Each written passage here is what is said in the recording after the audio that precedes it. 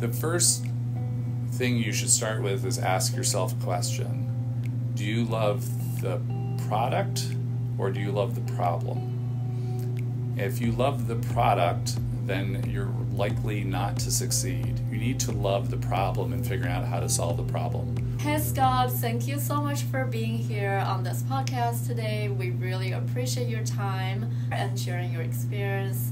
And we're also really excited to hear about your advice for young students. So I wonder, to start off, could you share a little bit more about yourself? Yeah, well, thanks for having me here and happy to share my thoughts, tell my story. So I went to the University of Michigan, graduated in 1987. I was a psych major, LS&A. We still call it LS&A, right? Yeah. I went to college without really any idea what I wanted to do professionally, other than I thought I wanted to go into business, but didn't really have a good sense of what that would be. A liberal arts major generally was a great experience because I got to try a lot of different things, get to meet a lot of different people between some of the stuff I did socially and student groups and things like that. So it was generally, I went through school without a lot of direction other than I had to get decent grades so I could graduate. And when I graduated, I had to get a job because I had to pay my way in the world. I discovered late in my Michigan experience, I was working for the Michigan Daily in the advertising sales department my senior year, and then I realized, I could do sales. That's interesting. You can make good money and you can learn a lot about a business. So I did a lot of sales and marketing jobs out of college, did that for about 5 years, came back to the University of Chicago to get an MBA, to get kind of a better tool set of all the basic things you can do in business. That's where I discovered in grad school that I really like consumers and market research, which then later informed me why I like psychology as well as a degree. At the time I didn't quite understand.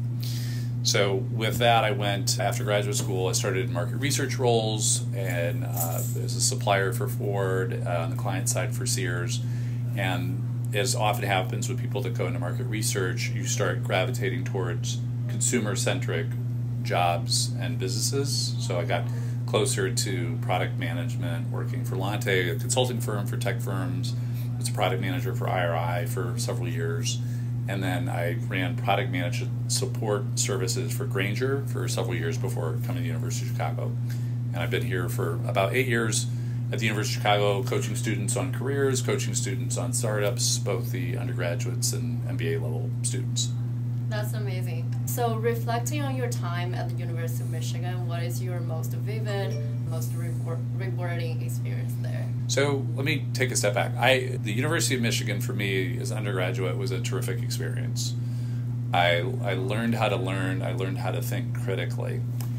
And graduating and then going off into the work world and having done so many different things and being able to pivot to through different career paths was a function of that undergraduate experience. If I had to select one experience, it would probably be actually working at the Michigan Daily, because here I was discovering a particular area of business that I don't know if I loved it, but I was good at it. I can contribute to a team, contribute to an organization, and it was interwoven within the University of Michigan culture, because we had obviously the reporters, we had the businesses that want to get in touch with the students. The newspaper was going under a huge transformation in terms of its business model. For the first time, it was free, which meant its circulation went way up, but that also meant its advertising needs the reports of those went way up. So I think that kind of how all that came together was probably the most rewarding, or maybe more like a capstone of my 4 years at Michigan. Yeah, for sure. We still read that Michigan Daily now, and it's in library. Do you read the paper or you read it online? We read a paper. Okay. They print it out and put it in the library. Mm-hmm. Yeah. So as you mentioned earlier, you spend a significant amount of your time at Grainger and working with different departments and leadership role. What is your takeaways on that journey, if you can share some with us? Well, the first one I will highlight is that Grainger, when I was working there, and still is, because I still know a lot of people that work there, was a great culture. So I was in a work environment that I enjoyed what the company did and how people supported one another. And that makes it really easy to get out of bed every day and go to work, because a lot of it stops feeling like work and it feels like the thing that you want to do. So that was one part that I really enjoyed about working there, and I tell people all the time, if your identity doesn't match with the organization that you're in or looking at, you want to take stock of that, because you're probably not going to be happy. Yeah. So that was one big takeaway. The other big one was, not coincidentally, the business was doing really well, and it was exciting to be a part of a winning team and be able to go out and do things and execute things and see them work and make a difference in the company's performance. That was just really enjoyable. Again, it's like kind of like a sports team. If you're on a winning team, it's obviously, you're probably going to have better culture. You're probably going to enjoy it more. So Grainger was kind of like our national champions this year. It was like, winning the Big Ten every year. It was just a lot of fun. If you can summarize maybe like a few points of your most important lessons you learned there, what that would be? The most important lessons I learned there. It's really important to understand what the company's strategic direction is and what their leverage is to make that happen, and then how you contribute to that. If you don't understand that, you're probably not motivated. So what does that look like at Grainger? At Grainger, it's about supporting individuals that keep buildings up and running and support employees safe and secure, and having over 1 million products to serve those customers. So what's your role in making sure every day that happens? Having the right product available and delivered same day, next day service, making sure that it's, your supplier partners are totally engaged with you as a preferred distributor, and are you providing all the marketing and analytics supports to them so that they're not somebody that's just paying you but also like a key partner. Again, being a part of a company that has actual tangible strategy, not stuff like a vision statement and a mission and here are our goals and aspirations. That's all nice. At the end of the day, if you don't have like a specific strategy, here's what we do and here's how we do it well and here's why it matters, that's something you should be looking for. But that's what I enjoyed about working there. That's what I enjoy about working at the University of Chicago, supporting students. I need to advance them on their career exploration. I need to advance them on their understanding of how a startup works or what they're working on, whether they're working on the right things. It's very clear, what the contribution is to the larger goal. So maybe let's shift into your current position at University of Chicago. So as an adjunct assistant professor here, so what motivated you to return to the academic sphere here to help students with their startups or give them some career advice? I was moonlighting at Grainger in a college recruiting function. So Grainger, like many large companies, has people dedicated to human capital, talent, recruiting, and then they have business line individuals that also support that recruiting, the people that are actually hiring and then developing the people that they hire. So I was working at the cross-section of that, going to college campuses, pitching Grainger, getting involved in particular college programs to help the college develop their students and also to recruit. And I found that was new to me. I was good at it, and borrow the expression, it really lit me up. And I thought, well, I'm at a stage in my life where I can still pivot at least one more time. So how can I do that full time? And that's what led me to the University of Chicago's career department. The startup part of it was a blend of having a bit of a background in teaching people how to pitch and present, having grown up as professionally somebody very interested in market research and consumers. That's a key early stage task of a startup, is what's this consumer behavior or business to business behavior, and what's the opportunity to grow a business. And so I brought those skills to the University of Chicago and found a large startup community here with a lot of people at an early stage always looking for advice. Yeah, I believe your experience at Grainger is definitely really precious experience for students here to learn. So we know that you have been working with over 200 student startups here. Can you tell us one startup that you recently worked with? One startup I enjoyed working with has a technology that allows municipalities, so your local township, to quickly assess whether their public access spaces are ADA accessible. And the most notable example is you think of a sidewalk where it meets the road, it needs to slant and have those like pebble grids on them, so somebody that's in a walker or a wheelchair or some other needs some sort of assistance is safe making their way to and from those spaces. And there's many more like that, but that's the most common. So a municipality needs to make sure that those are either functioning correctly, or if they're not, that they're documented and they have it in their, essentially their work stream to fix or improve it at some point. Because if they don't and somebody cites it, then they get fined for not being compliant. So what DeepWalk, this company's technology, does is basically uses an iPhone's camera and is able to take a picture or a video of a particular space, runs it through its software and says this is or isn't compliant. And then if you could imagine now taking your camera, covering all those spaces, setting up a report and sending it to the commissioner or whoever is responsible to say, here's where you are out of code. Then they can quickly document that, put there in their work stream. A, to fix it. B, if they do get cited for it, they have documentation that they're aware of it and they can't be fined. And so that was just a really interesting business to work on. A, the tech part of it. B, it made a difference, right? It matters. People should have, safe ingress and egress as they're walking, regardless of their condition. And the third was how their sales model evolved from trying to sell directly to municipalities, but starting to discover consulting firms when it is an ingredient service, which allowed them to focus more on the technology and less on the sales, which they weren't good at. And I just really enjoyed working on that startup and seeing how they progressed. Yeah. So can you tell us a bit more about the background of the founder? So the founder was a University of Illinois engineering student, and it's actually 2 or 3 that were the core team, and they also had a University of Chicago student or 2 in a strategy role for a time. But they're in the engineering program, and University of Illinois has a big entrepreneurship center and ecosystem. So that team was coming out of that program where they discovered that with the camera and the technology, they could provide this solution. So they went through an entrepreneurship program. University of Chicago and Illinois do one jointly together, which is how I met them as they continued to develop their product. Because we don't have an engineering department at University of Chicago, our role was advancing the business side of that. How do you develop the business?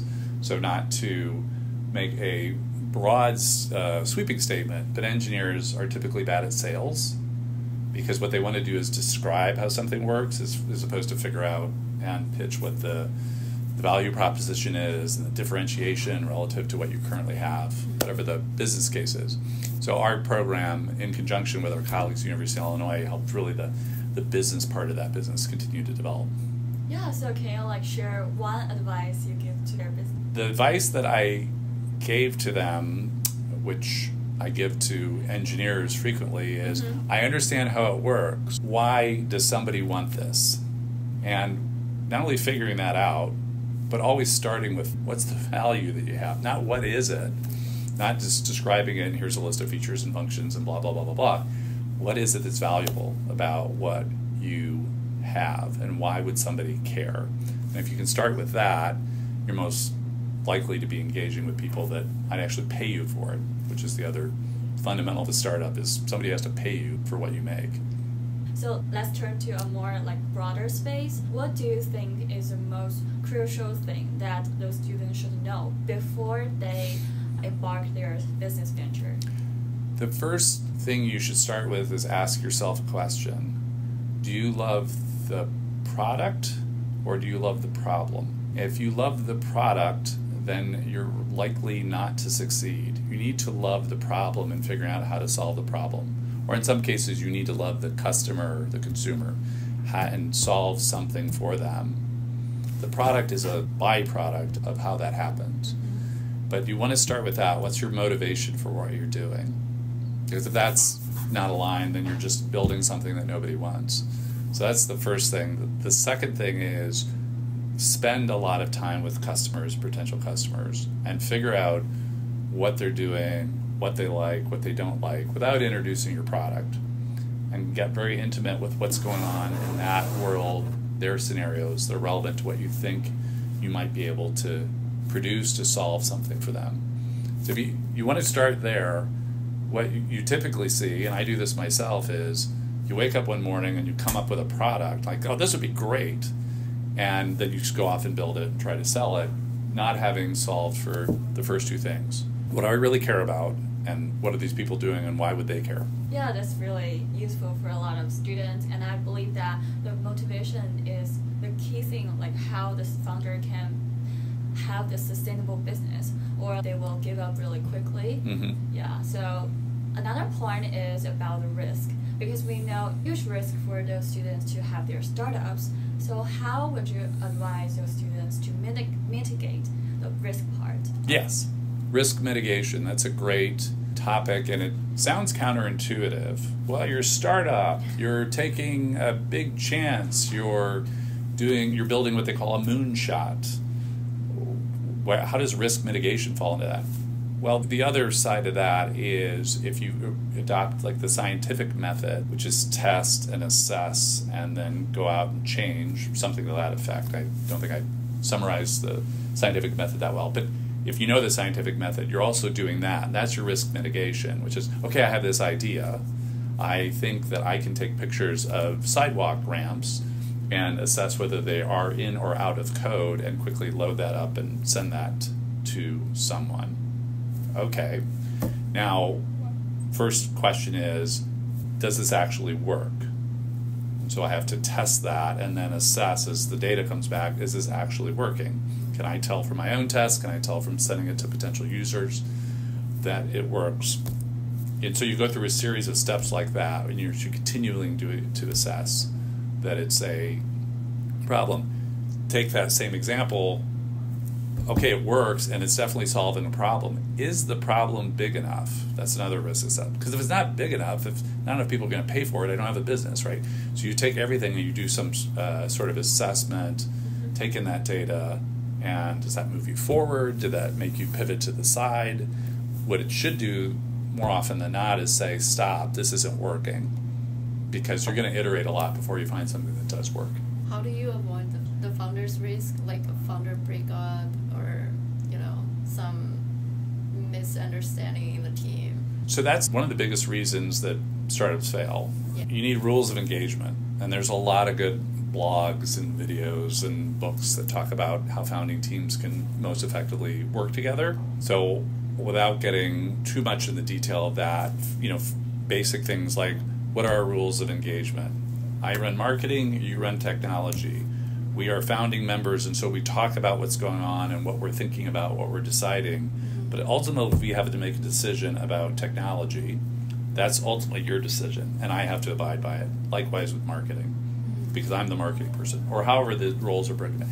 So coming up with those rules of engagement, which is, here's how we collaborate, and here's how there's a growing interest in mental health within startups because they're particularly intense, and so they have a much more acute effect on people's mental well-being. So having ground rules around that in terms of downtime or engagement, I'm attacking your idea, I'm not attacking you, things along those lines. Yeah, totally agree with the point of engagement. Not only just keep everyone motivated and accountable, but actually care about each other's mental health and what's going on in your life, stuff like that. So next, we just want to ask, as you mentioned on your LinkedIn, one of your passions, which is also what you're working on, is helping students with their career exploration and skills development. So for those students at this point of looking for jobs or finding new opportunities, what kind of advice would you give to them? The advice that I give most often, whether it's the beginning of the conversation with a student or at some point we've met 4 times and they're struggling with a decision, wherever it may be, is students, when you're in college and you're looking at options, you need to remember that you cannot make a mistake that you can't recover from in your 20s. Meaning, you can make a career choice with your job out of college, but it doesn't lock you in. And if you don't like it, or the company fails, or something else that causes you to leave, it is not terribly, if at all, detrimental to your longer-term career. In fact, you've probably learned something about it. This is what I don't like. And so when you know that, it helps you focus on what you do like. So trying to help students get in the frame of mind, I shouldn't stress about this, whether it's going to work or not, and because if it doesn't work, I'm going to fail. That's not what's going to happen. You're going to learn. And you shouldn't know, by the way, when you're 22, what you want to do for the rest of your life. And your fellow students that tell you that they know what they want to do the rest of their life, they don't know. They're very good guessers, and maybe it turns out they're right, but in most cases, you develop your career, you have epiphanies about, I'd really like to do more of this. And then you change and pivot. So don't sweat that out. I think that would be the biggest piece of advice. Yeah, I really love the point of not stressing yourself too much and giving more flexibility in your career, because it's a long journey anyways. So you mentioned students might choose things that they don't like at their early 20s. So wonder, what would you wish you have known in your early 20s, or what would you wish you could tell yourself? When I was in college and people thought about careers, it wasn't nearly, frankly, as intense as it is now. And my mentors were my parents, who were both business professionals, and their advice was get a job, find something you're halfway good at. So there wasn't a whole lot more thought about it. If it was current day, going through the Michigan experience, I would have much earlier identified that I really like consumers and consumer behavior, and that I should be doing something in the marketing, media, entertainment, PR, somewhere in that space. That's really what I would have started in. But I didn't have that kind of guidance, and I didn't do the self-reflection to figure that out. I still was happy, by the way. It wasn't like I had a bunch of jobs I hated or anything, but had it been current day, much more deliberate, much more focused, that's what I would have thought through and pursued. That's great.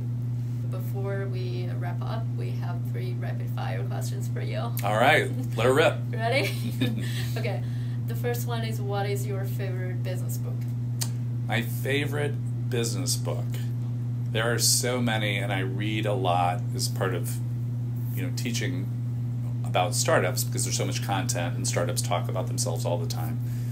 The one I read most recently is a University of Michigan grad, Tony Fadell, and the book is called Build. Tony Fadell was intimately involved in both the iPod and the Nest thermostat.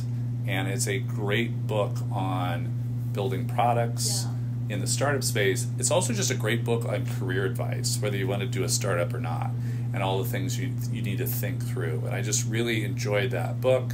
I enjoyed his pace, his tone. He has really interesting stories. He's very open about his failures. He will even basically say he had more failures than successes by a long shot. Just find that book really illuminating and practical and entertaining. Yeah, actually, the lyric gives students a lot about these books. I have one. Wow. Yeah. That's wonderful. There you go. That's So, really did you enjoy it? Yeah, I love it. The storytelling is so great. Yeah. Well, the second question is, what is the one thing that drives you to get up in the morning? I enjoy the work I do now, and I've done previously. I've always had some opportunity to do some deep thinking about something, deep extended thinking, and solve problems or come up with solutions. So knowing that I get to do that as part of what I do here and what I've done previously, that's what I find motivating. The ability to focus on something these days is a superpower. We have so many things that distract us, be it devices and social media platforms and so on. So knowing that I get the opportunity to put all that aside and focus on something and think deeply about it is really enjoyable. Great. And the last one is, if there's one thing that you can change in your life, what would that be? It's a great question. Nothing really comes to mind. I would eat healthier. How about that? Wouldn't we all? Fair enough. That's a perfect one. Yeah. Great. Well, this is the end of this episode. Thanks everyone for listening, and thanks Scott for joining us today. We really appreciate your time It's great. and advice. Great to meet with you, and go blue. Go blue. Thank you.